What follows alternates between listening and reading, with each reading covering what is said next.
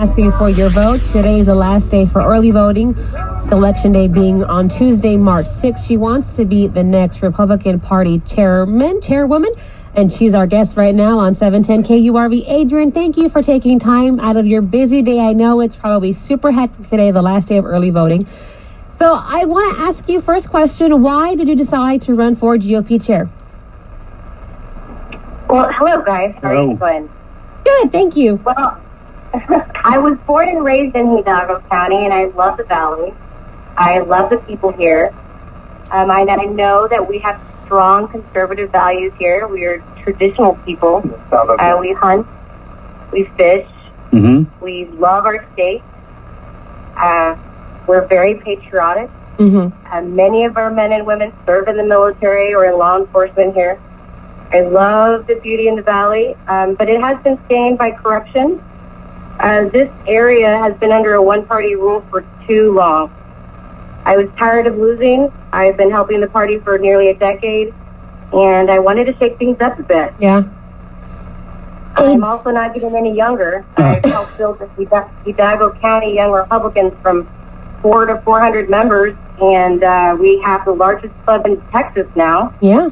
So I really wanted to help the GOP. I want nothing more than to help us win the Republican elections in Hidalgo County. You mentioned something, Adrienne, that I think all of us asked the same question, or I know Davis asked this question to Mr. Bonds last hour, and that is, if the county has been blue for so long, how do you convince someone as a chair to run for a political office when it is primarily Democrat? Well, I mean, dynamics are changing. People are changing. I think that the left has gone too far to the left. Mm-hmm. I was raised in a family where if you want something in life, you have to work really hard, no matter what your circumstances are. And I think we're going to come to the point where, taxpayers just can't afford. We just can't afford to.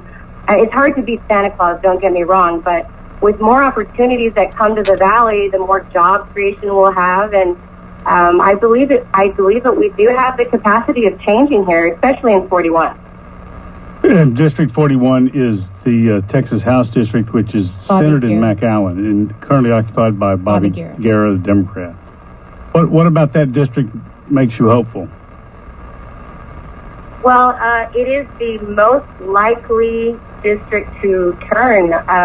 McAllen's a very conservative area. There's lots of Republicans in McAllen, lots of business-minded, fiscally-minded conservatives. Mm-hmm.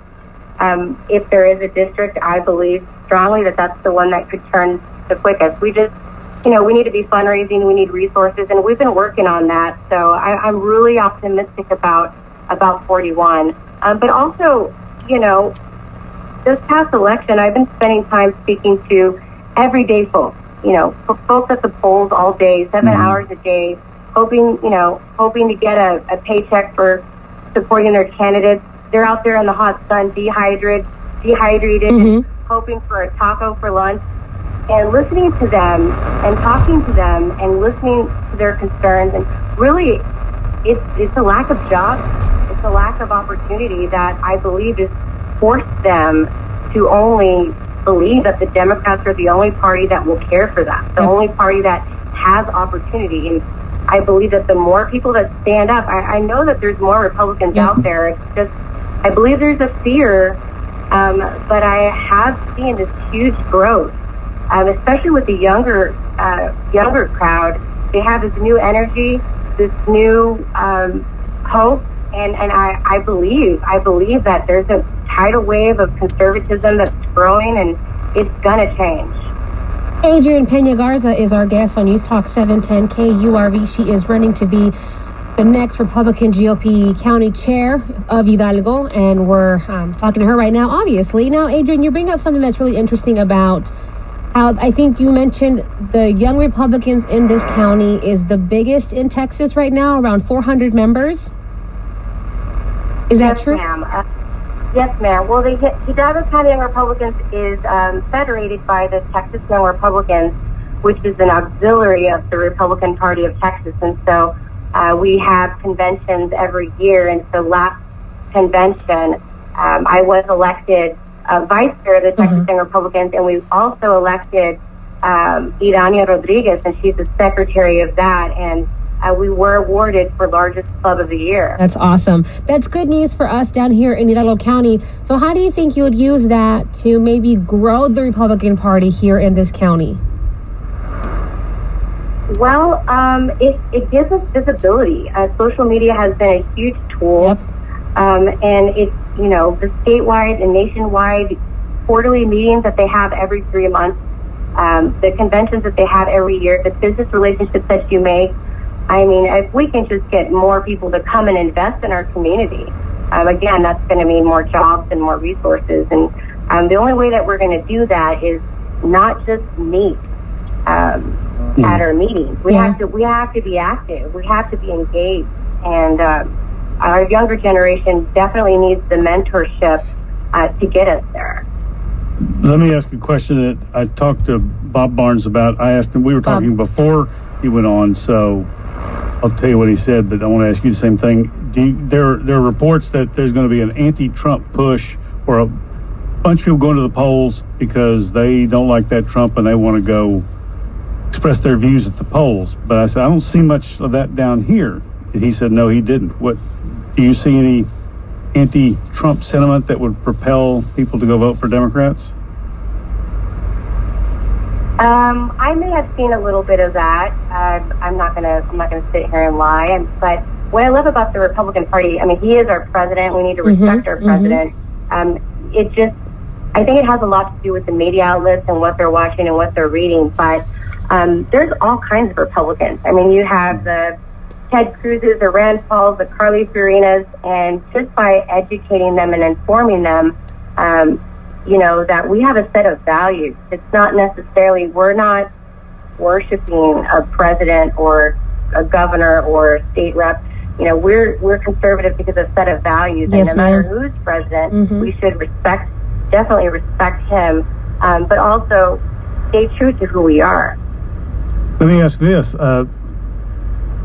And this will sound simple. I think it sounds simple, but it's not as simple as it sounds. Why do you think Republicans in the past have not been able to be elected? There's not been one elected in Hidalgo County ever, right? Cameron County's had some. Willacy County's had one. I'm not sure Starr has. What is it? Is it they're not running, the bad candidates, not enough money, bad issues? What? Okay, well, we host effective meetings and are very well informed with procedures and process, but we aren't doing a sufficient enough job making calls, block walking, attending social events. We went to a bowling alley and had an event there, and of course we invited our volunteers and our group, but we also engaged with the 50 other people that were just guests there and gave out some push cards and spoke to them and let them know that we were here.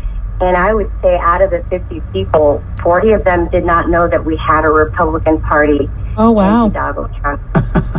I guess they just assume, since it's always blue, that there is no Republicans down here. See, that wasn't such a stupid question after all, Roxanne. They can't vote for you if they don't know you're there. This is something that I'm thinking about because I get this, and I'm sure you get it too. But how can you be a conservative if you're a woman and you're a Latina? What do you say to that? Oh my goodness! It's one of the reasons why I am conservative. Amen. We were raised with traditional values here, and we, hold on to our Bible, our guns, and our families with dear life. And of course, if people want to be Democrat, they can be Democrats. But I think that if we can inform them on the platform and let them know that there's options, then we will make inroads. I'm confident about it. I've heard Republicans in the past say that they couldn't get Austin's attention for money or support. I'm not sure what that means, support, but you get the impression Austin doesn't think anybody's going to get elected as a Republican south now of Corpus, because Corpus has had some success. What do they hold in prospect in terms of money or consulting advice? Well, I don't really think, in my personal opinion, I don't really think that it's the party's job to fund us. I think that it's our individual responsibility to go and make those connections, find out who's who, and, you know, engage with them and share our story. I try to share our story no matter where I am, you know, nationally, at our national meetings for the Young Republicans, our state meetings. And I love this county so much, and it breaks my heart when I hear people say that everyone here are liberal Democrats that have socialistic views, that live off the government, and that are just not educated. That kills me, because I know that there's a whole other dynamic that's here that people don't know about, and the only way they're going to know is if we get out there and we become more visible, and we fundraise, and, you know, we invite statewide to come visit. You know, that's the best answer I can give to that. Adrienne, last question, because we're almost out of time. Why should the citizens of this county vote for you as our GOP chairman? Well, you know, I did work for Texans for Craig Abbott for about a year, and I proudly say it was the hardest thing I've ever done. I walked about 13,000 homes with a valiant team. It was really hard, but, you know, I believe that I have the ability to talk to people. I'm not perfect, but I have the heart. I care about people. I think that a lot of times you have teachers, you'll have leaders. They're very, very sophisticated, very educated, but they give off this vibe where they don't really love people. And if you don't love people, you really shouldn't be in any sort of leadership position. And so I believe that definitely I have the time, the resources. I'm personable and I'm approachable. Adrienne, thank you so much for taking time today. We know it's been really hectic for everybody that's running. And again, good luck. We'll hopefully have you on again soon. Adrienne Pena Garza, our guest on News Talk 7.